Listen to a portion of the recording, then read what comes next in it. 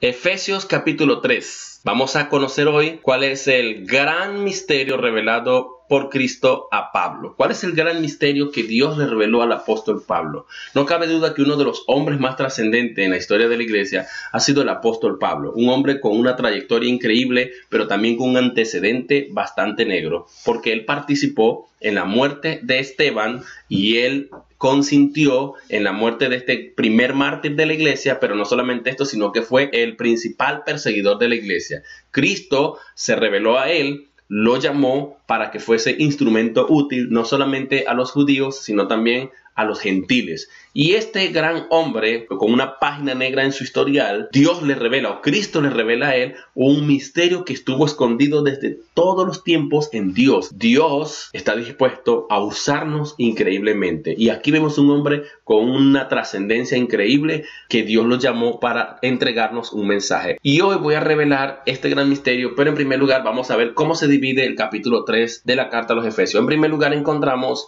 que esta carta nos habla de el propósito cósmico de Dios. Dios tiene un propósito que afecta a la tierra, pero que no solamente afecta a los habitantes de la tierra, a las naciones del mundo, sino que también afecta al mundo espiritual. ¿Cómo lo sabemos? Porque en el capítulo 3, versículos 9, 10 y 11, el apóstol Pablo nos dice que él, como apóstol insignificante, como el menor de todos los apóstoles, como el más pequeño de todos los apóstoles, él fue escogido, número uno, para anunciar entre los gentiles, ¿qué cosa? El evangelio de las inescrutables riquezas de Cristo. Inescrutable significa que no se puede investigar, que no puede ser escudriñado, que no puede ser examinado, que no se puede revisar profundamente. Eso es lo que significa. Me gusta de hecho el término en inglés que dice unsearchable. Unsearchable riches of Christ. Riquezas inescrutables de Cristo.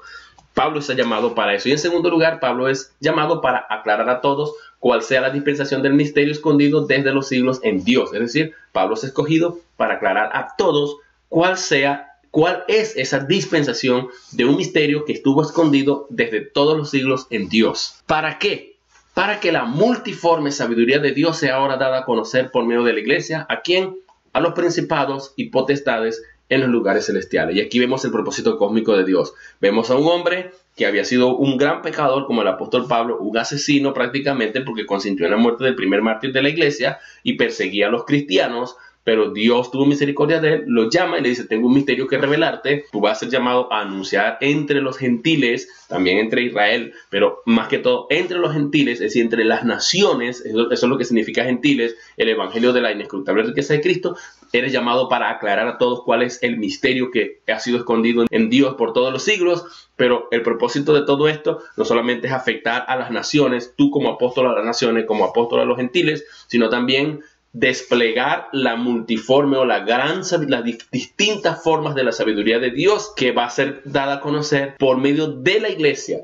Tú predícale a las naciones, haz que la iglesia comience a existir por medio de la predicación. Y cuando esto comience a ocurrir, la iglesia se va a convertir en la pregonera de este mismo mensaje que yo estoy hablando, de la portadora del mensaje del evangelio. Y cuando la iglesia se propague por el mundo entero y por todas las naciones, entonces el mundo espiritual va a comenzar a ver la multiforme sabiduría de Dios en el mundo espiritual, en los lugares celestiales. Probablemente esto se refiera a los demonios, ya que en Efesios capítulo 6 del 12 en adelante nos vuelve a mencionar las mismas palabras refiriéndose a las luchas que los creyentes tenemos, no contra carne y sangre, sino contra potestades, contra principados, contra potestades, contra huestes espirituales de maldad en las regiones celestes. Es muy probable que esto se refiera a que la sabiduría de Dios es desplegada al mundo espiritual maligno, del maligno, que nosotros mientras hablamos, mientras anunciamos, mientras hablamos del misterio de Dios, mientras predicamos y sigamos en la tierra llevando el mensaje del evangelio, ellos tienen que estar aprendiendo. La sabiduría de Dios es desplegada así como un pergamino abierto.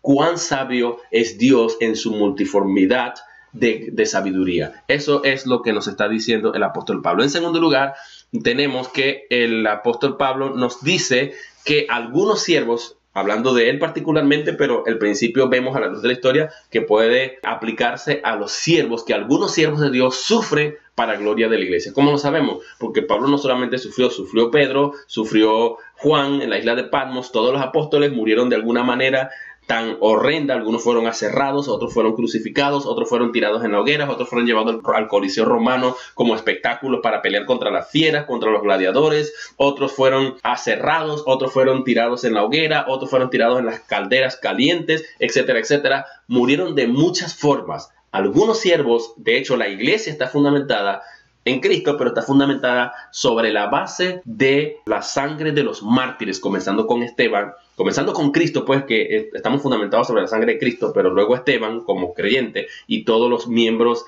apóstoles que murieron, pero especialmente muchos de ellos sufrieron el martirio por causa de la predicación, por causa del evangelio, para que la iglesia permaneciera. Y lo bueno de todo esto, que lejos de acabar con el evangelio, los emperadores como Nerón y todos estos emperadores malos, a pesar de que ellos intentaron acabar con el cristianismo, lejos de acabar con el cristianismo, la convicción de estos cristianos que morían cantando en el Coliseo romano, que morían siendo aserrados, que morían sufriendo, hacían que hasta los mismos verdugos luego se convirtieran, y en el siglo III encontramos a un imperio romano casi cristianizado, porque el mundo entendía, y los habitantes del imperio romano entendían, nadie muere por una mentira, que muera uno o dos está bien, pero que esta gente muera y diciendo que han visto la gloria de Dios, que han visto el cielo abierto, que el mundo no puede ser su hogar, que todo esto, se convertían hasta los mismos verdugos que eran llamados a castigar y a asesinar y a cerrar a los mismos cristianos. Esto lo dice la historia, de manera que nuestra fe no es una fe ciega, está fundamentada sobre la base de la sangre de los mártires, que está registrado en la historia griega, en la historia romana y en la historia judía. Nosotros nos encontramos entonces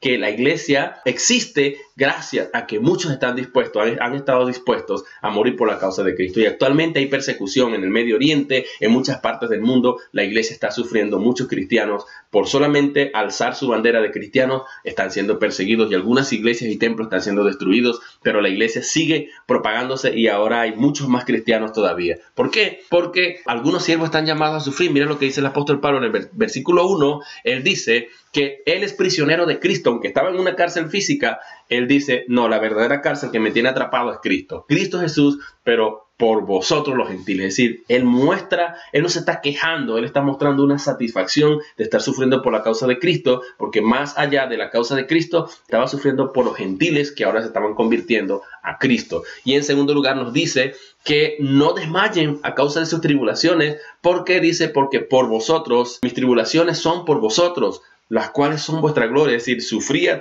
Pablo estaba en la cárcel, estaba siendo apaleado, estaba siendo atribulado de muchas formas, pero lo hacía por causa de los gentiles.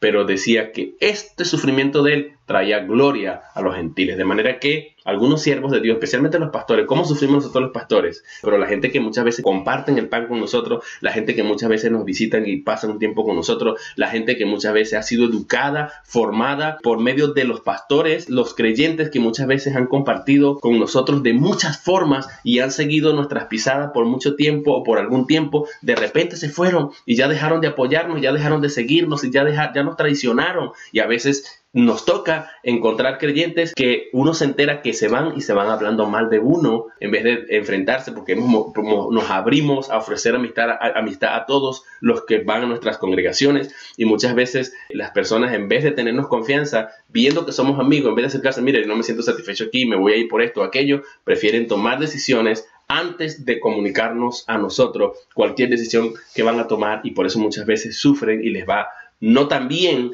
pero sufrimos realmente nosotros los siervos de Dios por estas cosas. Sin embargo, nos toca seguir adelante. No tenemos derecho a renunciar ni decir, no, me voy. Nosotros seguimos porque sabemos en quién hemos creído y a qué el Señor nos ha llamado. Y se va uno y Dios trae 10, o Dios trae 2, y Dios trae a alguien más. Pero la iglesia no va a dejar de existir porque algunos siervos de Dios suframos. Esto nos toca vivir nosotros, especialmente a los pastores, pero también a muchos misioneros y a muchos cristianos en la iglesia, que nos duele mucho, no solamente a los pastores cuando algún hermano se nos va, sino a la misma iglesia que estaba muy contenta con la presencia de aquel hermano que ha dejado ahora un puesto vacío en la iglesia. Sufrimos mucho, pero seguimos sufriendo y seguimos llevando la causa de Cristo. Imagínense que todos los pastores hoy día se pongan a analizar y hacer una encuesta quiénes se han ido. Sería motivo suficiente como para que nosotros renunciemos, digamos, no sigo esto. Pero así ha sido la iglesia es dinámica, la gente viene, gente va, gente viene, gente va, pero la iglesia no ha dejado de existir, y eso es lo más importante en este punto. El apóstol Pablo le tocó sufrir, y a muchos les ha tocado sufrir por causa de la iglesia, a fin de que la iglesia permanezca firme. Algunos están siendo martirizados en el mundo entero, pero la iglesia sigue predicando.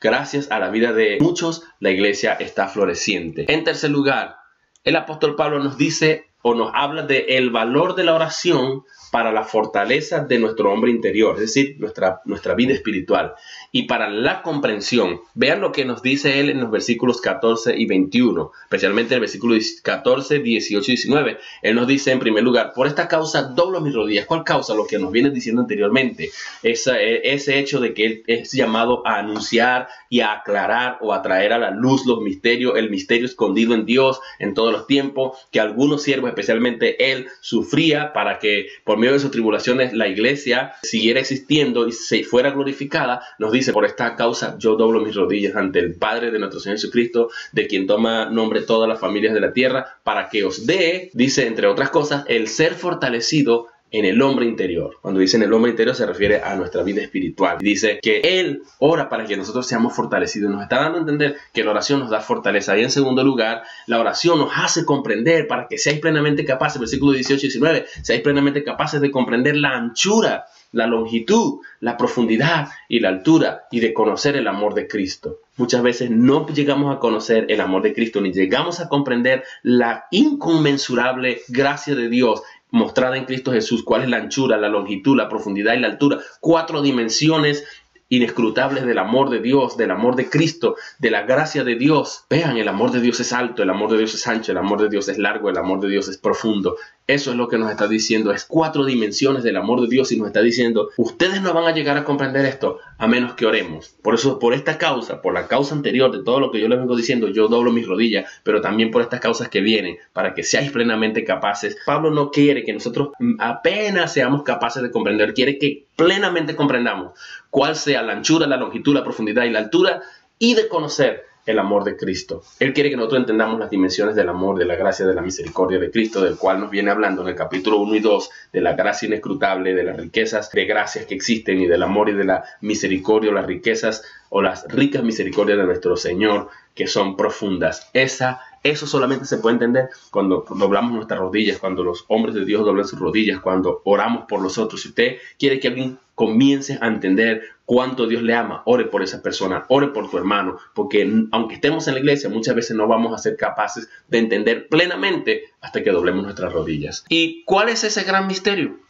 Esa es la gran pregunta. ¿Cuál es ese gran misterio? Una vez que ya hemos hecho un resumen de estos 3 aspectos de la carta, el gran misterio que el apóstol Pablo nos viene a revelar, o que Dios le reveló más bien al apóstol Pablo, porque él dice que Dios se lo reveló, lo encontramos en el capítulo 2. Él viene hablando de eso en el capítulo 2, del versículo 11 al 22, especialmente en el versículo 14, y en el capítulo 3, versículos 6 y 7, donde Pablo dice en el capítulo 2, por ejemplo, versículo 14, él dice que de ambos pueblos hizo uno. Ese es el gran misterio. ¿Qué pueblos?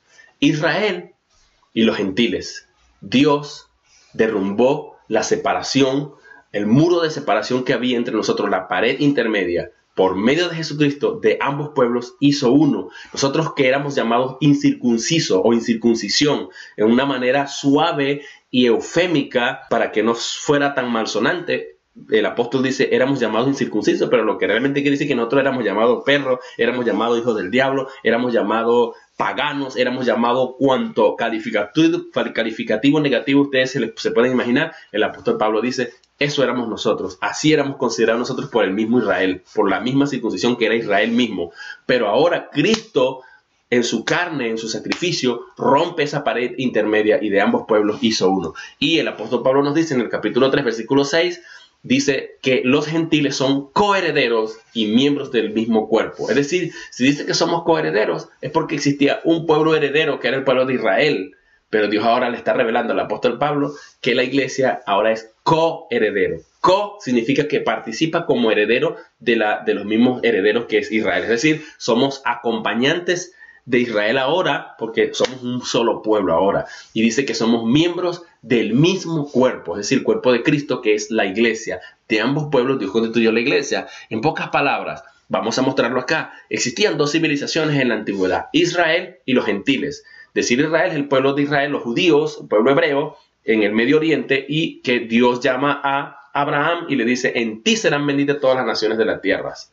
Pero Eso no era una realidad. Hasta el tiempo de Cristo, solamente Israel conocía de Dios y tenía los 10 mandamientos y tenía la palabra de Dios y tenía la Biblia. Y en el mundo entero estaba en oscuridad. A duras penas, algunos judíos prosélitos estaban por allí, pero ellos no predicaban porque creían que Dios era exclusivamente para ellos. Es que estaban vedados, estaban enceguecidos y no podían entender que Dios tenía un propósito y que la bendición de Abraham tenía que trascender a las naciones.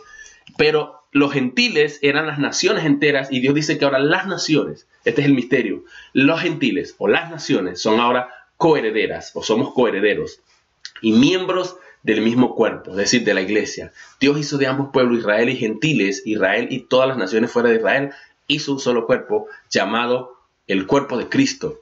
Es la iglesia. Somos ahora coherederos y miembros del mismo cuerpo y copartícipes de la promesa en Cristo Jesús por medio del evangelio. En pocas palabras, Dios lo que nos está diciendo, Israel antiguamente eran los herederos. Israel era el que tenía la promesa dada a Abraham. Pero ahora en Cristo Jesús, por medio del evangelio, por ese evangelio que Pablo nos está predicando, ¿qué pasa? Israel y los gentiles ahora se constituyen en la iglesia de Jesucristo, en un solo pueblo. No hay un Israel, ni hay gentiles separados en Cristo por medio del evangelio. Cuando alguien llega a Cristo, sea que haya nacido en Israel, o sea que haya nacido en Venezuela, o en cualquier parte del mundo, en Colombia, en México, no importa dónde tú hayas nacido, si eras gentil, si eras de las naciones, de cualquier parte de las naciones fuera de Israel, o si eres de Israel, al convertirte a Cristo, tú eres iglesia, porque el evangelio te ha alcanzado, porque has sido conquistado y ahora eres portador de la promesa de Abraham, y Dios te ha llamado para que seas portador del mensaje del evangelio y puedas bendecir a otros, a las naciones enteras, por medio del mensaje del evangelio. Este es mi mensaje de hoy. Espero que lo hayas entendido. Dios quiere usarte como instrumento útil en sus manos, como usó el apóstol Pablo. Y si sufres, dale gloria a Dios, porque tu sufrimiento hace que muchos siervos de Dios permanezcan firmes en el evangelio, y por tu sufrimiento, por tu oración abnegada, por tu tiempo en Dios, por sufrir por la causa de Cristo, muchas veces Dios te ha llamado a sostener a la iglesia, a sostener a un grupo de cristianos, a un grupo de personas que tal vez están todavía débiles. Pero sea que suframos, si sufrimos, que suframos por la causa de Cristo. Quiero terminar con la bienaventuranza dada en Mateo 5 que Cristo hace en su parte final. Él dice: bienaventurados sois cuando por mi causa os vituperan y digan todo tipo de mal contra vosotros, mintiendo. Gozaos y alegraos, porque vuestro galardón es grande en los cielos. Amén. Dios les bendiga.